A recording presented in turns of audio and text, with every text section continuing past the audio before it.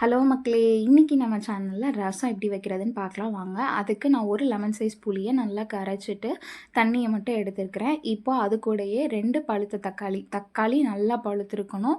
2 பழுத்த தக்காளிய சேர்த்து, அதையும் நான் இப்படி வீடியோல காட்டுற மாரி நல்லா மசிச்சு கொடுங்க.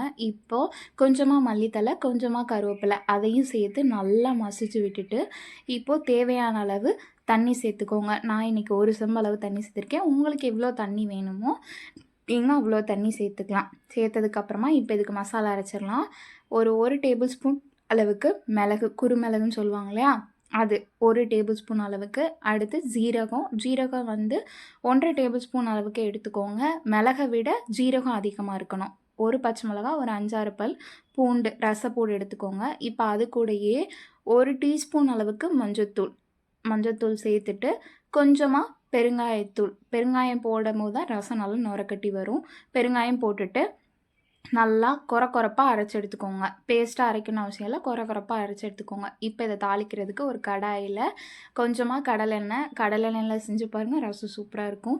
கடலெண்ணெய் விட்டுட்டு இப்போது அதில் கடுகு உளுந்து சேர்த்து அதுவும் நல்லா பொரியணும். நல்லா பொரிஞ்சதுக்கப்புறமா 2 வத்தல் உங்கள் காரத்துக்கு தக்கன போட்டுக்கோங்க. 2 வத்தலை கிள்ளி அதையும் உள்ளே சேர்த்துட்டு கொஞ்சமாக கருவேப்பிலை அதையும் சேர்த்து நல்லா பொரிஞ்சதும் இப்போ நம்ம அடித்து வச்சுருக்க மசாலா சேர்த்து இதில் எண்ணெயில் நல்லா வதக்குங்க.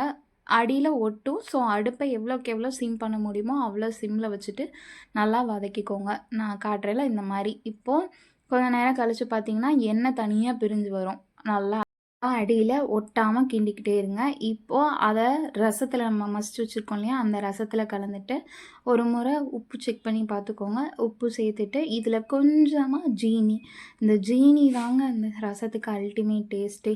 இந்த மாதிரி நுரக்கூடும் போதே ஆஃப் பண்ணிடுங்க. ரசம் கொதிச்சா நல்லா இருக்காது. ஸோ இந்த மாதிரி நுர பொங்கி வரும். நீங்கள் எவ்வளோக்கு எவ்வளோ பெருங்காயம் சேர்க்குறீங்களோ அவ்வளோக்கு அவ்வளோ உங்களுக்கு ரசம் நல்லா பொங்கி வரும். அந்த டைமில் ஸ்டவ்வை ஆஃப் பண்ணிவிட்டு சுட சுட சாதத்தோடு இந்த ரசத்தை போட்டு சாப்பிட்டிங்கன்னா சூப்பராக இருக்கும்.